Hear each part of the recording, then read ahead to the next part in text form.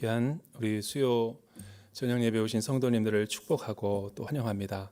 특별히 이 시간에 영상으로 함께 참여하고 계신 우리 귀한 성도님들의 그 가정과 또 초소를 주님의 이름으로 축복합니다.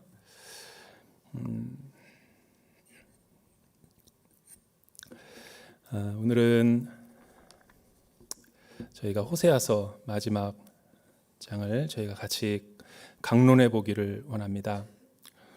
내 하나님 여호와께로 돌아오라. 이 호세아서 1장서부터 14장은 키워드는 하나님의 헤세드의 사랑입니다. 하나님의 그 헤세드의 사랑은 우리 인간적인 조건적인 사랑이 아닙니다. 또 어떤 이유 때문에 어떤 특별한 상황 때문에 우리를 사랑해 주시는 그런 사랑이 아닙니다. 기분에 따라서 상황에 따라서 사랑할 수도 있고 미워할 수도 있는 그런 성질의 사랑이 아니라는 것이죠. 호세아가 이토록 절규하고 외치며 우리에게 부르짖는 그 하나님의 사랑의 속성은 그럼에도 불구하고의 사랑이죠. 우리가 하나님을 거역하고 불순종하고 반역했다 할지라도 우리가 하나님의 언약을 마음에 두지 않고 진리를 밀어냈다 할지라도 우리가 아버지의 집을 떠나서 세상에서 허랑방탕하게 살고 비천한 모습으로 돌아왔다 할지라도 그럼에도 불구하고 그 아들이 자신의 마음을 돌이키고 아버지께로 돌아가기로 결정했기 때문에 받아주는 사랑이 아니라 이미 우리가 연약할 때에 또 우리가 하나님과 원수 되었을 때 또 우리가 죄인 되었을 때 그럼에도 불구하고의 사랑을 베풀어 주시는 그 하나님의 변함없는 신실하신 초월적인 사랑을 신적인 사랑을 호세아는 이야기하고 싶은 거죠. 만약 구약의 어떤 선지자가 하나님의 심판과 진노의 메시지를 선포한다 할지라도 사랑 없이 선포하는 선지자가 있다면 인애와 자비와 긍휼을 이야기하지 않고 무자비한 심판만 강조하는 선지자가 있다면 그것은 참 선지자가 아닐 것이에요. 구약에서 나타나는 모든 선지자들의 공통적인 특징은 이 나선형으로 되어 있죠. 나선형이 이렇게 머리를 따듯이 서로 얽혀 있고 교차하는 거죠. 한 줄은 하나님의 거룩한 사랑이고 또 다른 나선형의 그 한 줄은 꽈배기처럼 그 꼬아지는 그 나선형의 그 모습은 언약에 기초한 심판의 메시지라는 거죠. 사랑이 없이 심판만 외쳐도 참 선지자가 아니고 또한 심판 없이 사랑만 외치는 선지자도 거짓된 선지자라는 거예요. 그래서 호세아를 보면 참 위대한 선지자라는 것이 우리에게 무엇을 하지 말라, 부정형으로 하나님의 사랑을 너희가 돌이키지 아니하면 내가 진노하겠다, 징벌하겠다, 형벌을 내리겠다 라는 주의 날, 무섭고 맹렬한 진노가 불타는 하나님의 저주를 이야기하는 것이 아니라 정말 그 말하고 싶어하는 하나님의 본심은 거룩한 성품에서 나오는 하나님의 헤세드의 사랑이라는 거예요. 이 거룩한 사랑이 신구약 66권을 관통하고 있다는 것을 우리 그리스도인들은 신뢰하고 이것이 구속사적으로 그리스도의 십자가의 사랑에서 완성되고 성취되었다는 것을 우리가 믿음으로 깨달을 때 우리는 신앙생활에서 방황하지 않는 거예요.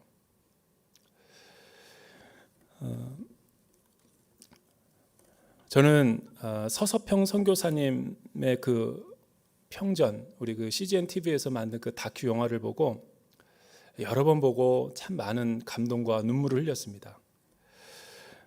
크리스마스 날 우리 방영된 처음 이 서서평 선교사님 영화는 자칫 우리 한국 기독교사에서 교회사에서 잊혀질 뻔했던 그 천국에서의 만납시다 라는 어떤 한 장로님의 그 서서평 선교사님에 대한 일대기를 자서전적으로 편찬한 그 낡은 한 책의 기초가 되어서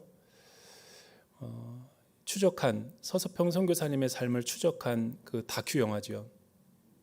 CGN TV에서 만들어서 매우 기독교 영화로서는 드물게 호평을 많이 받았고, 우리가 몰랐던 것을 사실은 새롭게 많이 그때 깨달았던 것을 저도 그 강렬한 인상이 남아 있어요.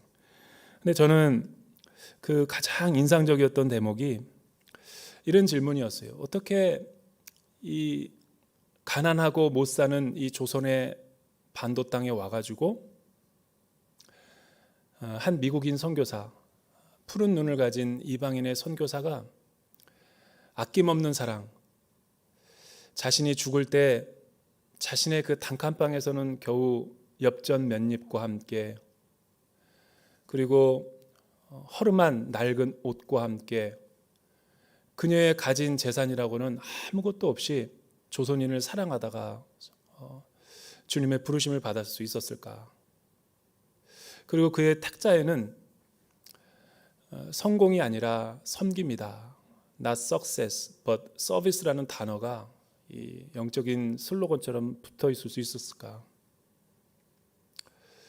어떻게 한 100년도 훨씬 더 이상의 이전에 한 타국인이 죽었음에도 불구하고 광주장으로 치러질 만큼 전 국민의 애도와 추모 속에 그녀가 부르심을 받을 수 있었을까? 저는 영화 내내 그걸 보면서 궁금했어요. 한 대여섯 번 그 영화를 본 것 같은데 그 해답은 바로 중간에 나오죠. 그녀의 일대기를 취재했던 그 동아일보 기자로부터 해서 그녀의 삶을 거꾸로 도대체 어떻게 이런 일이 가능했단 말인가 라는 질문으로 하여금 르포 형식으로 그녀의 고향과 그녀의 살아온 일생과 일대기를 추적하게 되는 거예요. 그녀는 본래 독일 태생의 여성이었죠. 그러나 나중에 알게 된 것은 그녀의 그 모친은 가톨릭 신자였는데 그녀를 낳자마자 영세를 주고 가톨릭에 입적을 시키죠. 나중에 알고 보니까 그녀의 아버지는 없는 사생아였죠. 하녀에 불과했던 가장 가난했던 그녀의 어머니가 이 주인 사이에서 태어난, 한 번도 아버지 얼굴을 보지 못하고 또 어머니에게 버림받고 할머니의 손에서 키워지다가 미국으로 같이 이민을 건너가서 또한 재혼을 한 어머니로부터 또다시 한번 버림받고 그녀는 홀로 인생을 살아가게 돼요. 근데 우리 서서평 선교사는 어떤 인생의 순간 가운데 하나님을 인격적으로 만나고 물과 성령으로 거듭나는 체험을 하게 되죠. 그리고 그녀는 부르심을 받고 간호사가 되기로 의탁해요. 그런데 그 간호사로 근무하던 그곳에서 그녀는 우연하게 이 미국 땅에 찾아온 한 선교사님에 의해서 조선인이라는 단어에 솔깃하게 되죠. 그 단어를 들었을 때 가슴이 뛰기 시작했고 간호사들이 많이 필요하다라는 그 하나님의 음성 앞에 제가 가겠습니다 라고 이야기를 하고 그녀는 배를 싣고 재물포항을 통해서 그녀는 이 가난하고 굶주리고 헐벗은 이 대한민국에 와서 뜨겁게 고아들과 나병 환자들과 가난한 사람들을 돌보게 돼요. 조선에는 간호사가 없다. 조선에는 가난한 사람이 너무 많고 간호사가 필요하다. 그녀는 선교 훈련을 받고 급하게 조선으로 파송이 되죠. 사역을 오랫동안 한 다음에 그녀가 좀 더 사역을 확장시키기 위해서 조선 간호사 협회를 만들고 광주에서 제주도까지 온 전국 방방을 돌아다니며 복음화를 힘쓰다가 안식년이 되었을 때 그녀는 미국으로 건너가게 돼요. 왜냐하면 그곳에서 국제 간호사 협회가 있는데 여러 사람을 데리고 가서 영적으로 트레이닝 시키기 위해서. 그런데 사실은 그 영화에 흐르는 그 면면에 보면 늘 그녀가 이 극도로 외로워하는 모습들이 몇 커트가 계속 나와요. 친한 선교사님들에게 자기의 일생을 고백하는 이야기. 과거를 이야기하지 않다가 그녀가 과거를 이야기하고 슬퍼할 때 동료 교육자는 같이 아파하죠. 어떤 이야기였냐면 자신의 친모를 만나기 위해서 미국까지 찾아갔지만 이역만리를 떠나서 찾아갔지만 집에 들어가 보지도 못하고 문전박대를 당하죠. 그리고 돌아와서는 그녀는 다짐합니다. 두 번 다시 친모를 안 만나고 자기와 같은 사람을 찾아내어서 조선에서 입양을 시키고 더 내가 못 받은 사랑을 이 조선인들에게 주리라. 그녀는 죽은 사인이 뭐냐면 영양실조. 모든 월급을 받고 다 나눠주고 거적대기 하나도 같이 나눠주고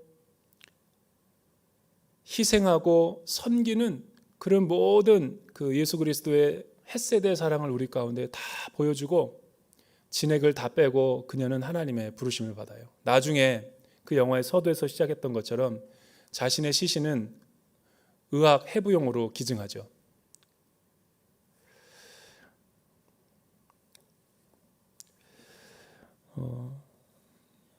그녀가 왜 어떻게 이렇게 뜨거운 열정적인 사랑을 살다가 하나님 품으로 안기게 되었는지 알 수 있는 대목이에요. 그녀는 하나님의 그 헷세드의 사랑, 그럼에도 불구하고의 사랑, 조건 없는 사랑으로 우리 조선인들을 사랑했죠. 그래서 우리나라를 키운 그 많은 목회자들과 서서평 선교사님이 사역했던 방방곡곡에 서서평 선교사님을 아는 사람들이라고 한 사람이라도 나오면 그 사람들에게 인터뷰를 하죠. 그리고 건너서 보면은 다 홍정길 목사님, 하용재 목사님, 옥하는 목사님 같은 관련 있는 분들의 다 외조모라든가 친인척들인 거예요. 그 영화의 핵심이 뭐예요? 이런 대목이었어요. 많은 사료가 아니라 많은 구두로 할머니를 통해서 전해 들은 거는 서서평 선교사님은 우리에게 그렇게 신앙을 가르쳤다. 그래서 우리도 그게 신앙인 줄 알고 그렇게 따라 배웠다. 그러니까 한국 교회 같은 교회가 세계의 유래를 찾아볼 수 없는 까닭은 초기 선교사님들의 그 초월적이고 그럼에도 불구하고의 그 사랑으로 인해서 우리가 많은 사랑을 알게 돼서 그런 거예요. 한국 코리안들처럼 열정적인 사람이 어디 있어요?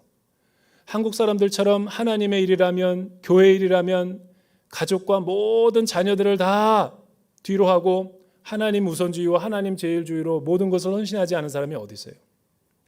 우리도 이 스피릿이 알고 보면 서서평 선교사님으로부터 흘러내려오는 거예요. 우리도 모르지만 그렇게 배운 거예요. 부모들이 못 배웠지만 그렇게 로이스와 유니기에게 배워서 신앙이 계승됐던 것처럼 다 알아서 한 게 아니죠. 저렇게 교회는 섬기는 거고 저렇게 교회는 희생해야 되는 것이고 저렇게 우선순위를 바꿔서라도 하나님을 섬겨야 된다. 그런데 지금은 안타깝게도 이런 스피릿이 사라져 버려가고 있는 거예요. 그러니까 우리 시대가 위기인 거예요.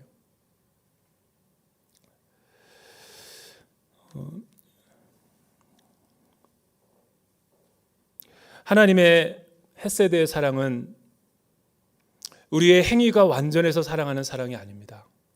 하나님의 구원의 사랑은 우리가 어떤 자격이나 조건이 있어서 우리를 사랑해 주시고 품어 주시는 사랑이 아니죠. 예수님도 제자들을 부르시고 사람들을 섬길 때 그 사람의 미래의 가능성을 보고 우리가 흠이 많고 허물이 많고 연약한 사람들이지만 그 하나님을 사랑을 그 믿는 그 단순한 믿음 하나로 인해서 하나님이 우리 모든 것을 품어주시고 안아주시는 그 조건 없는 사랑에 의해서 우리가 이렇게 교회 생활을 마음대로 할 수 있는 거죠. 뿐만 아니라 나중에 장차 주님께서 구름을 타시고 이 땅 가운데 다시 오실 때 우리의 행위가 아니라 예수를 믿는 그 순수한 믿음 하나가 우리를 죄에서 또 이 땅에서 영원한 나라로 옮기시는 구원의 능력이 되는 거죠. 그래서 신앙생활에서 가장 중요한 것은 열심히 교회를 다니는 게 아니에요. 열심히 교회 사역을 하는 게 아니에요.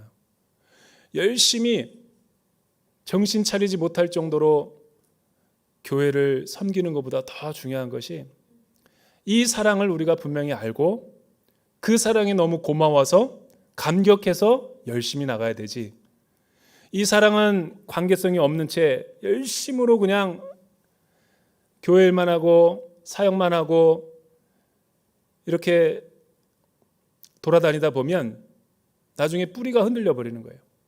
그래서 사입이나 이단 종파에서 낚아챌 때 송두리째 흔들려 버리고 행위와 공로주의로 신앙이 가버리는 거예요. 얼마나 많이 보는지 몰라요, 제가.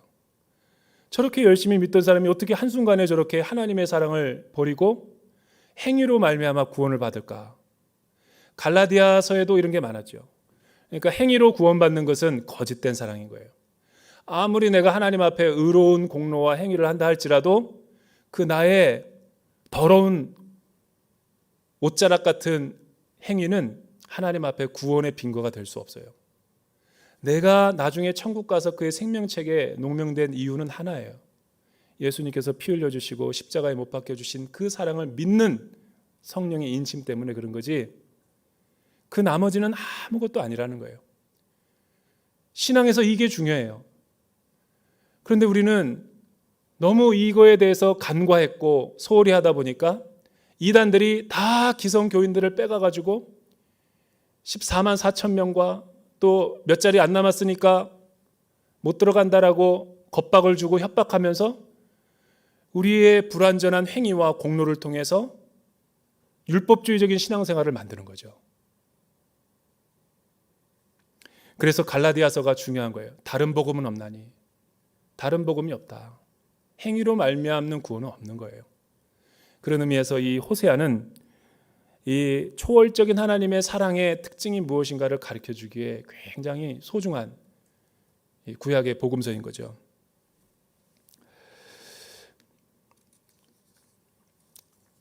나선형으로 심판과 사랑, 거룩한 사랑이 서로 교차하면서 우리 가운데 동전의 양면처럼 메시지를 주다가 13장 16절에 굉장히 하나님이 진노하시는 것 같은 심판의 메시지가 나와요. 제가 한번 읽어드릴게요. 13장 16절 마지막 구절이죠. 사마리아여, 너는 하나님께 불순종했기 때문에 범죄했다. 그들의 아이들이 저주를 받아 칼에 쓰러질 것이다. 임신한 여자들은 배가 갈릴 것이다. 이 구절만 봐도 얼마나 하나님의 맹렬한 진노와 심판이 죄에 대한 보응이 무서운가를 보게 되는 거죠. 사실이죠. 그러나 여기서 끝난다면 이거는 하나님의 사랑이 아니라 복음이 아니죠. 14장 1절에 보면 1절서부터 3절 우리 같이 한번 읽어보죠. 1절서부터 3절 같이 읽어볼까요? 시작. 이스라엘아, 내 하나님 여호와께 돌아오라. 내 죄악 때문에 내가 넘어지게 됐다. 너희는 말씀을 가지고 여호와께 돌아오라. 그에게 말하라. 모든 죄악을 제거해 주시고 은혜로 받아주셔서 우리가 우리의 입술의 열매를 드리게 해주소서. 아시리아가 우리를 구할 수 없습니다. 우리가 말에 오르지 않을 것입니다. 우리 손으로 만든 것을 우리가 더 이상 우리의 신이라고 말하지 않겠습니다. 고아가 주께 긍휼히 여김을 받기 때문입니다. 13장 16절에는 무서운 죄의 심판을 선포하고 있다가 갑자기 14장 1절을 보면 반전이 되는 느낌이에요. 구약의 선지서의 내용들이 주로 다 이런 겁니다. 그런데 우리가 만약 이 어떤 한 부분만을 놓고 이것이 전부의 메시지인 것처럼 잘못 해석하면 하나님, 사랑의 하나님이 심판의 하나님으로 분갑을 하게 되는 거예요. 이거를 우리가 좀 쉬운 말로 표현하면 이런 해석으로 될 수 있어요. 1절, 그럼에도 불구하고 이스라엘아, 여기 앞에 접속사를 하나 추가하자면 죄로 인해서 하나님의 불순종으로 인해서 언약을 지키지 못한 수치와 조롱 때문에 멸망을 당할 위기에 처한 이스라엘이지만 그럼에도 불구하고 14장 1절 이스라엘아 내 하나님 여호와께 돌아오라 이 말이죠. 그러니까 로마서 7장 31절에 보면 오호라 나는 곤고한 자로다 이 사망의 몸에서 누가 나를 건져내랴 거기까지 하면 완전히 절망과 율법주의 신앙이죠. 그런데 8장 1절로 넘어가 버리면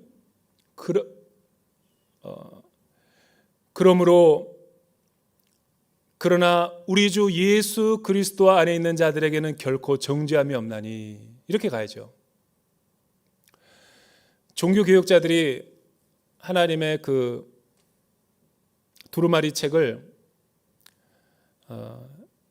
70인 성경역을 번역을 하는 과정 가운데서 너무 찾기가 어려우니까 에스라 율법 낭독할 때 어디가 어딘지를 모르니까 편안하게 하기 위해서 1500년대 이후부터 성경에다가 이 챕터와 버스를 집어넣었어요.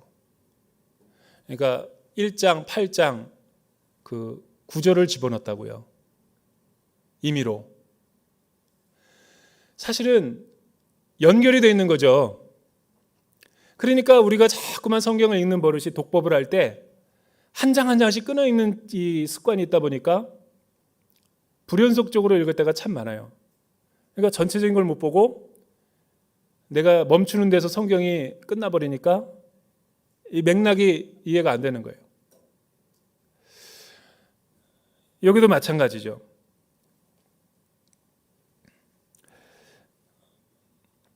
내 죄악 때문에 내가 넘어지게 됐다. 그렇지만 그럼에도 불구하고 나는 너를 포기할 수 없다. 내 하나님 여호와께로 돌아오라. 말씀을 가지고 라는 것은 말씀을 들을 때 너희들은 깨닫고 여호와께로 돌아오라. 왜냐하면 우리 하나님은 모든 우리의 허물과 죄악을 제거해 주시고 하나님의 헤세드의 사랑인 은혜로 받아주시며 품어주시기 때문이다. 여기서 3절 마지막 하반절에 보면 이런 구절이 나오죠. 고아가 주께 긍휼히 여김을 받기 때문입니다.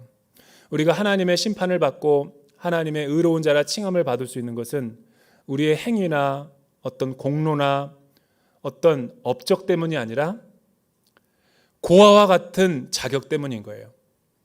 고아는 어떤 신분의 사람입니까?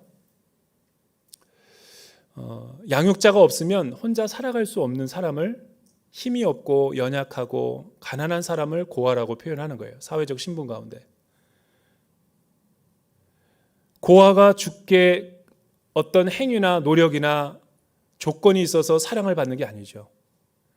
하나님의 그 긍휼과 사랑을 받는 것은 은혜와 사랑을 베풀고 시혜를 베푸는 사람의 은혜 때문에 고아가 살아갈 수 있는 거지 고아에게는 아무런 주도권이 없는 거죠. 이거를 호세아는 하나님의 헤세드의 사랑의 특징이다라고 표현하는 거예요. 이런 고아가 긍휼을 베푸는 자의 사랑을 받기 위해서는 무엇을 해야 돼요? 돌아와야죠. 어디서? 죄의 자리와 과거에 하나님의 불순종하고 죄 가운데 빠져서 죄를 즐기고 있는 그 모습 가운데서 나와야지만 이런 하나님의 헤세드의 사랑을 체험할 수 있다는 것을 호세아는 강조하고 있는 거죠. 왜 사람들은 회개하지 못할까? 크게는 두 가지 이유가 있어요. 사람들이 자기의 죄를 알면서도 회개하지 못하는 이유. 첫째는 자신이 죄를 그렇게 많이 짓지 않았다라고 생각하기 때문이죠. 다른 말로 하면 자신은 죄인이 아니다. 내 죄가 뭔지 모르겠다. 두 번째는 죄 가운데 너무 심각하게 중독이 돼서 빠져서 탐닉하는 수준이 됐을 때 죄를 짓고도 무엇이 죄인지 모를 때 분별력이 없을 때 그는 자기가 회개해야 될 필요성을 못 느끼는 거예요. 왜냐하면 죄를 제대로 인식하지 못하기 때문이죠. 그래서 이 부흥이 일어날 때 보면 항상 부흥이 먼저 일어나는 것이 아니에요. 하나님이 폭포수와 같은 은혜와 부흥을 우리에게 부어주기 전에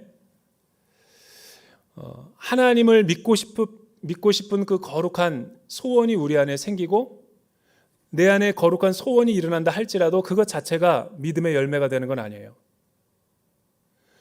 나의 무기력함과 나의 절망, 내가 할 수 있는 것이 아무것도 없다라는 자기 한계를 느낄 때, 영적 무가치함을 느낄 때 구원의 필요성을 느끼는 정도가 믿음의 은혜인 거죠.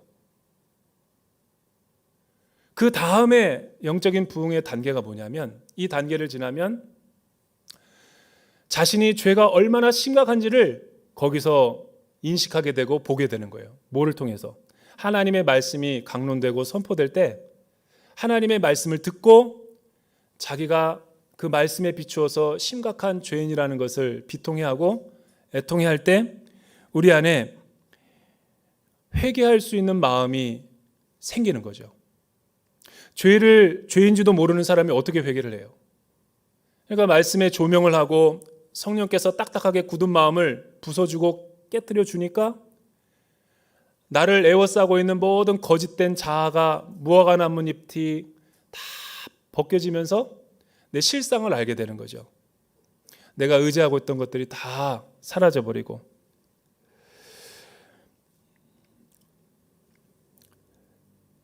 그래서 지금 3절에 보니까 이스라엘의 자손들 가운데 하나님의 그 믿음의 은혜가 부어지고 회개의 은혜가 부어지니까 자신이 얼마나 비참한 죄인이라는 것을 깨닫자마자 어떤 인식이 돌아오냐면 자기가 하나님 아닌 다른 것들을 사랑하고 세상의 것들을 빠져 있다라는 것을 깨닫게 되는 거예요.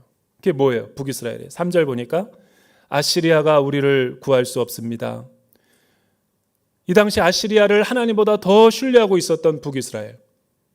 또 하나는 우리가 말에 오르지 않을 것입니다. 이 뭐냐면 국방력을 말하는 거예요. 이스라엘 백성들에게는 말이 없어요. 당나귀를 타지. 그러나 주변의 고대 근동 국가들은 새로운 무기로 무장을 하면서 위협했던 것이 뭐냐면 이 싸움용 말을 준말을 훈련시켜 가지고 이 기마족들을 만들어서 거의 이웃들을 초토화시키고 정복했죠. 그러니까 주변국들이 저렇게 무장할 때 우리는 당나귀 가지고 싸움이 안 되니까 우리도 말을 수입해다가 우리도 재무장해야 된다 해서 북이스라엘은 많은 군사용 병마들을 갖다가 수입해서 이 말의 수요가 굉장히 많게 됐죠. 그러니까 말에 오르지 않을 것이라는 것은 말의 인대를 다 끊어버리겠다라는 거예요. 왜? 이것들은 다 하나님 아닌 세상의 방법으로 살아가겠다라는 우리의 의지의 발로기 때문에 말의 인대를 끊어버리겠다는 건 뭐냐면 우리는 말이 소용없는 민족입니다 라는 거죠. 그리고 자신들의 손으로 만든 것을 우리가 우리의 신이라고 말하지 않겠습니다. 잘못된 신앙에서 돌이키겠습니다. 우리가 부여잡고 있었던 모든 자기 욕망의 것들을 내려놓고 하나님 앞에 주만 의지하겠습니다라고 돌이키겠다라는 것이죠. 호세아는 이러할 때 이스라엘이 살 수 있는 소망이 생긴다라고 강력하게 우리에게 선포하는 거예요.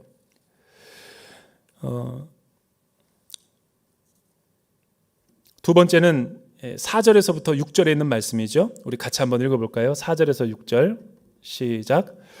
내가 그들의 변절을 용서하고 내가 그들을 기꺼이 사랑할 것이다. 내 진노가 그들에게서 떠났기 때문이다. 나는 이스라엘에게 이슬 같고 이스라엘은 백합화처럼 피어날 것이다. 레바논의 백향목처럼 그 뿌리가 내릴 것이다. 그의 어린 가지들은 자라날 것이고 그의 영광은 올리브나무 같을 것이고 그의 향기는 레바논의 백향목 같을 것이다.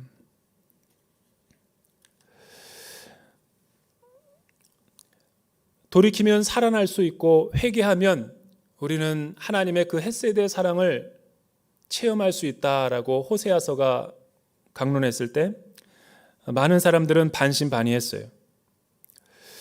우리도 하나님의 사랑으로 옛날의 관계성으로 돌아가고 싶은데 두려움과 용기가 부족해서 하나님께로 돌아갈 수 없다. 이런 사람들의 반론이 만만치 않았기 때문이죠. 어떻게 하면 우리는 돌이킬 수 있는가? 호세아서는 계속 우리에게 설명을 해주는 것이 뭐냐면 심판과 또한 정죄의 메시지를 우리에게 주기보다는 오히려 희망과 회복과 새 노래의 하나님의 그 비전을 이스라엘 백성들에게 선포하는 거죠. 판단하고 정죄한다고 해서 우리의 잘못이 돌이켜지는 것이 아니라 오히려 하나님 안에 우리가 회복될 때 미래의 청사진과 비전과 하나님 나라에 대한 환상을 보여주면 이스라엘 백성들은 같이 이동을 하게 되는 거예요. 왜?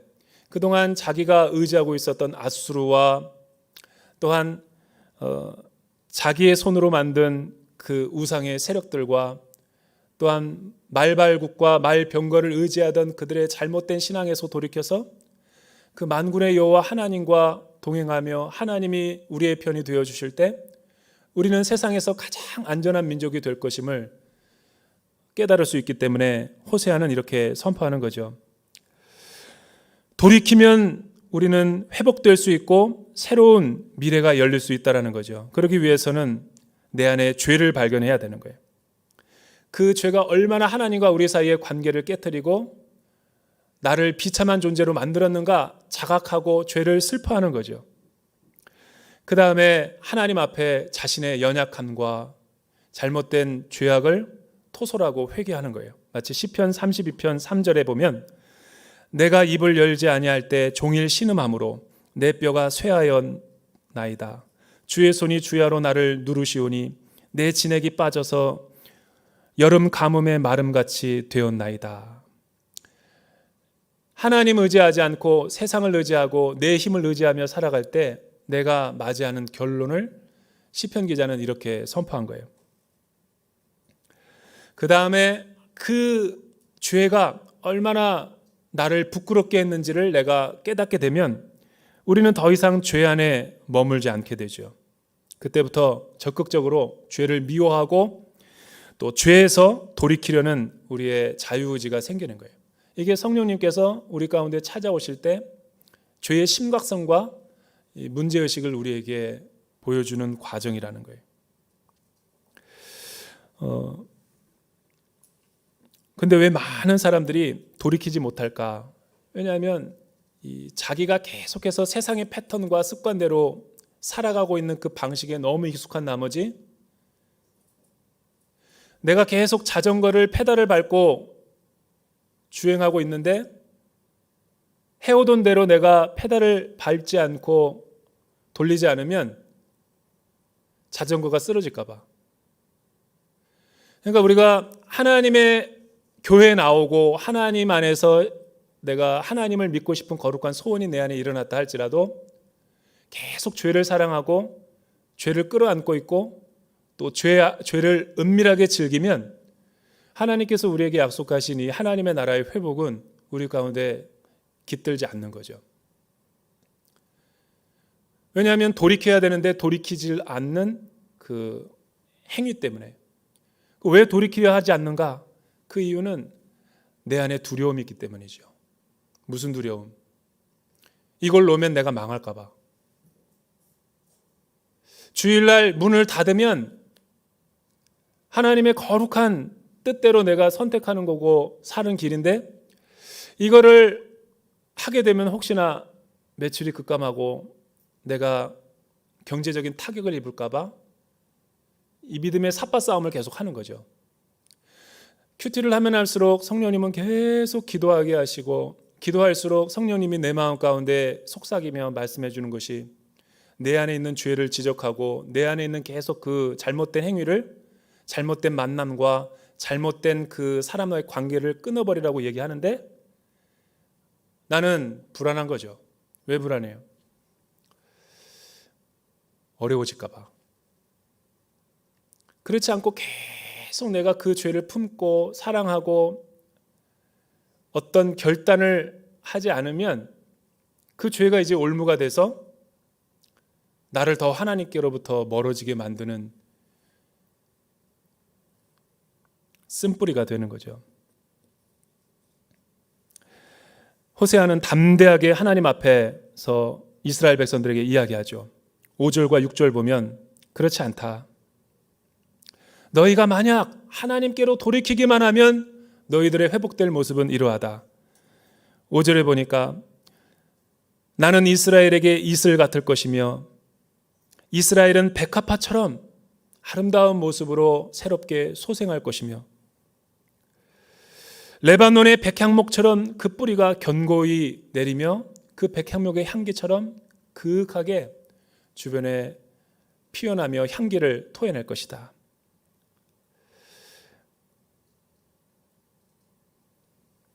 마지막으로 여러분 7절에서부터 우리 9절에 있는 말씀 한번 읽어보죠. 7절에서부터 9절에 있는 말씀. 회개하면 어떤 열매들이 맺히는지 시작. 그들이 돌아와 내 그늘 아래 거주할 것이고 곡식처럼 소생할 것이며 포도나무처럼 자라날 것이다. 그의 명성은 레바논의 포도주와 같을 것이다. 에브라임이 말하기를 내가 우상들과 더 이상 무슨 상관이 있는가 하는구나. 그러므로 내가 듣고 보살펴 줄 것이다. 나는 잎이 무성한 삼나무 같으니 나로 인해 내 열매가 맺힐 것이다. 누가 지혜가 있어 이런 일을 분별하겠으며 누가 분별력이 있어 이해하겠느냐. 여호와의 길은 옳으니 의인들이 그 길로 다닌다. 그러나 범죄자들은 그 길에서 걸려 넘어진다. 7절서부터 8절은 이 회개를 하면 하나님께서 우리에게 주는 메시지가 이 세 가지였죠. 회개하고 돌아오라. 간청, 명령을 의미하는 거고, 회개하고 돌아오면 너희들은 살 수 있다. 두 번째는 회개하면 우리 믿음과 영혼이 회복되고 살아나게 된다.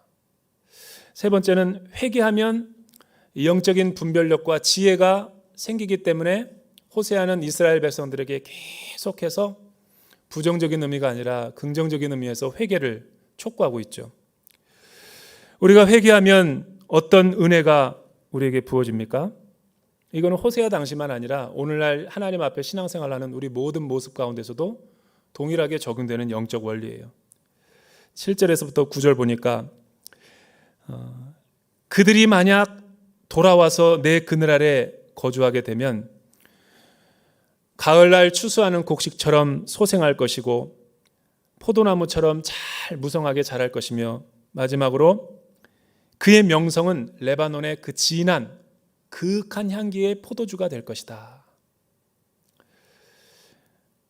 이때 모든 북이스라엘 사람들의 마을과 골목골목에서 이들의 입속에서 뭐라고 고백하냐면 내 우상들과 더 이상 내가 무슨 상관이 있겠는가. 그러니까 우상을 신뢰하고 우상을 의지하고 우상을 사랑하고 하나님 아닌 다른 것들을 섬기던 이스라엘 백성들의 입속에서 이런 하나님에 대한 찬미와 찬송과 노래가 흘러넘치게 될 거라는 거예요. 거룩한 미래를 우리에게 제시하고 있죠. 잎이 무성한 삼나무며 또한 나로 인해 너희의 열매가 맺히게 될 것이다. 내가 듣고 너희를 인격적으로 고아로 내버려 두지 않고 보살펴 줄 것이다. 그리고 마지막 이 구절이 도장의 인장처럼 성령으로 인을 치는 것처럼 꽝 찍는 마지막 구절의 메시지가 굉장히 의미심장해요. 이 구절은 원래 사도 바울이 사랑하던 성경 구절이었어요. 위대한 하나님의 사랑을 소개하기 위해서 바울은 로마서 1장서부터 16장에 걸쳐서 아주 논리적으로 질서 정연한 메시지로 객관적으로 써나가죠. 복음의 위대함과 탁월성에 대해서. 그래서 이 위대한 하나님의 사랑을 전하려고 하는데 세속적이고 하나님 나라에 대한 영적인 일에 대한 관심이 없는 세상 사람들과 로마인들에게 그냥 주는 것은 마치 돼지나 개에게 진주를 주는 격이에요. 그 가치를 못 알아보는 사람들에게 줘봤자 무슨 의미가 있겠어요? 그 구원의 하나님의 필요성을 모르는 사람들에게 아무리 하나님의 사랑에 대해서 떠들어봤자 무슨 이유가 되겠어요? 힘만 빠지지. 그러니까 바울이 빅 아이디어를 생각해낸 게 하나님을 떠나고 하나님 없는 이 세상의 비참한 모습을 블루프린트로 MRI나 CT 촬영처럼 우리의 영적인 실체를 건강검진을 쫙 비춰주는 거죠. 스캐닝하는 거예요. 1장 1절 18절에서부터 32절까지 하나님을 인류가 떠나게 됐을 때 우리 인류가 처한 로마인들의 상황을 보여주는 거예요. 이 죄악의 전적인 부패와 타락은 유대인이나 헬라인이나 차이가 없어요.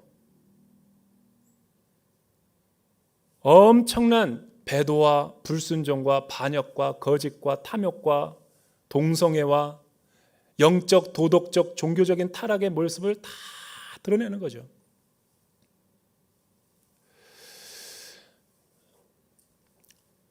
헬라인이나 유대인이나 하나님의 영광에 이르지 못했다. 모든 사람은 다 상대적인 죄고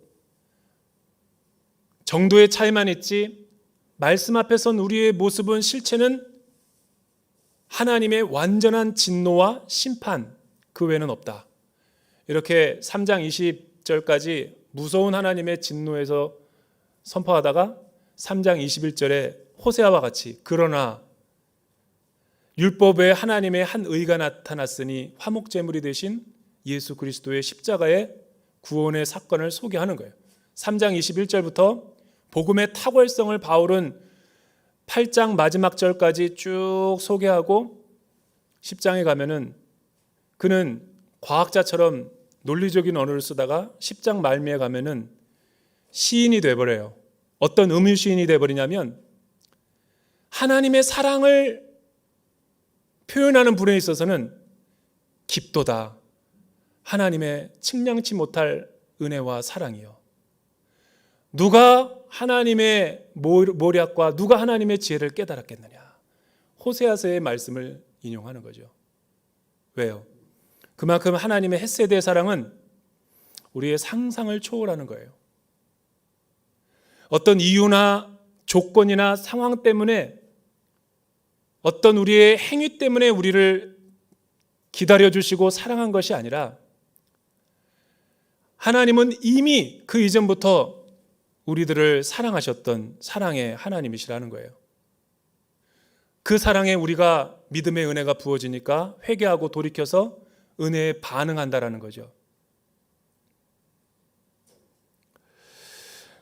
이 사랑을 누가 하나님 안에서 DNA를 가지고 있을까요? 저는 아무리 생각해봐도 이 자식에 대한 부모님의 사랑이 이 하나님의 거룩한 사랑을 그나마 깨닫고 있는 것이 아닐까라는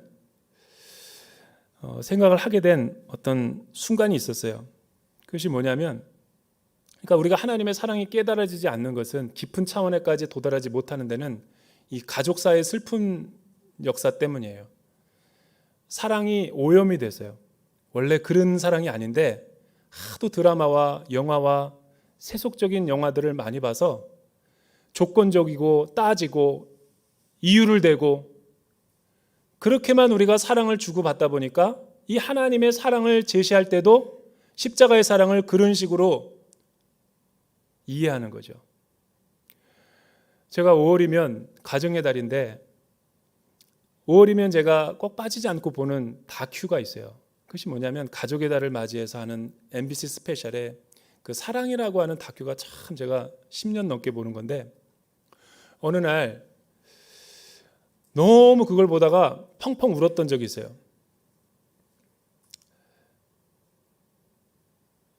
우리 첫째 초등학생 6학년쯤이나 됐나? 아들이 있었어요. 근데 엄마가 직장에 나갔다가 이 아이가 집 앞에서 차에 이렇게 교통사고가 나서 죽게 됐어요. 근데 나중에 알고 보니까 뇌사 판정이에요. 청천벽력 같은 소식이죠. 그 이야기를 들었을 때 이 어머니는 충격에 빠져가지고 기절을 12번 했어요. 그 다큐 내용이 고스란히 이제 있는 거예요. 그리고 현재 3년 동안 이 아이를 돌보면서 다 기저귀 갈아주고 욕창 생기지 않게 다 솜으로 닦아주고 그러면서 케어하다가 의사가 어느 날 그 부모에게 다가와요. 어머니에게. 더 이상 가망이 없습니다. 그리고 어떻게 하시겠습니까? 이 아이의 장기를 다 20몇 명 되는 아이들에게 나눠주겠습니까? 라고 하자 거기다 서명을 해요. 그게 다 나와요. 다큐에. 그때까지는 이 어머니가 울지 않았어요. 3년 동안 계속됐기 때문에. 근데 마지막 수술실로 들어가는데 못 들어가게 하는 장면에 완전히 그 클라이막스, 그 카메라 기자와 PD도 막 울고 그 어머니의 오열하는 모습, 그때 저는 그 부모로부터 나온 그 세 마디가 아직도 잊을 수 없어요. 엄마가 미안해.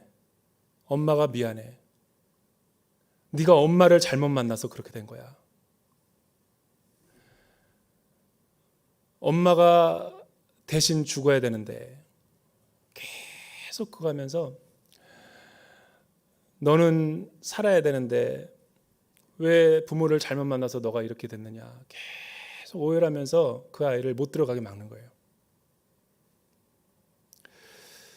그러더니 나중에 이제 가족들의 부축을 받고 그 아이가 가고 수술이 다 끝난 다음에 24명의 나중에 이제 그 아이의 장기를 다 기증받은 사람들을 촬영해서 보여주는데 굉장히 얼얼하더라고요. 가장 마음에 와닿던 게 여러분 그 엄마가 잘못하지도 않았는데 엄마가 미안해. 내가 정말 나쁜 부모야. 내가 너에게 이렇게 고통을 안겨줬어. 나는 이게 그 하나님의 그 십자가의 사랑의 고백이 아닌가. 왜냐하면 패션 오브 크라이스트 영화에서 마지막 우리 주님이 십자가에서 죽었을 때 그 영화에 약간 애니메이션적인 요소가 딱 떨어지면서 끝나요. 나는 그게 처음에 뭔가 했어요. 나중에 봤더니 그게 멜 깁슨이 하나님의 눈물로 표현한 거를 그렇게 표현한 거였어요. 물방울 같은 게 뭐 콱 떨어지더니 막 온 세계가 막 변하더라고요. 그러니까 예수님이 십자가에 죽었을 때 하나님의 심정이 그러했다라는 거예요. 여러분, 그 하나님이 자기와 같은 신분의 독생자 아들을 우리의 죄와 우리를 너무나 사랑해서 대신 내어줘야만 됐던 그 심정과 그 자신을 내어주기까지 우리의 생명을 살리고 싶은 그 하나님의 마음이 동일하다라는 거죠. 사람은 어떤 선물과 어떤 가치를 받느냐가 우리의 격을 나타내는, 하나밖에 없고 하나님 자신이 십자가에 달리셔서 우리를 살리시고 자기는 죽을 만큼 우리를 바꿀 수 없다라는 거죠. 이게 헤세드의 사랑이고 이게 서서평 선교사가 깨달은 하나님의 화목제물이었던 거예요. 그러니까 그 많은 고초와 환난 가운데서도 우리를 위해서 다 줄 수 있었던 거죠. 우리 교회가 진정한 복음을 회복하기 위해서는 사역을 열심히 하고 예배를 열심히 드리는 것도 중요하지만 이 복음의 진정성과 하나님의 헤세드의 사랑을 알면 나머지는 하지 말라고 해도 다 해요. 기독교의 위기는 이 하나님의 사랑을 선포하지 않았기 때문이죠. 기독교 2000년 역사 가운데 강단에서 이 위대한 사랑을 선포하지 않을 때마다 이단들이 난무했어요. 이 말을 뒤집어 말하면 오늘 우리 시대가 이단이 많은 이유는 너무 기복주의적인 설교가 많은 거예요. 죄에 대해서 의에 대해서 이야기하지 않는 거예요. 우리 순모임 가운데 코이노니아와 교제만 이야기하지 하나님의 이 거룩한 사랑에 대해서는 나누지 않는 거예요. 그러니까 온 세계는 선교가 돼서 널리 퍼져 있는데 깊이가 없는 거죠. 존 스토트 목사님의 말이에요. 온 세상의 교회는 넓다. 그러나 깊이가 없다. 우리 대전 온누리교회와 세종교육관이 또 우리의 영성이 회복돼야 될 부분이 이 헤세드의 사랑이죠. 이 사랑만 알고 깨달으면 저는 제2, 제3, 제4의 서서평 선교사가 우리 대전 온누리교회에서 나오고 세상에 거룩한 충격을 줄 것이죠. 이런 하나님의 임재가 우리 가운데 늘 있기를 주님의 이름으로 축원합니다.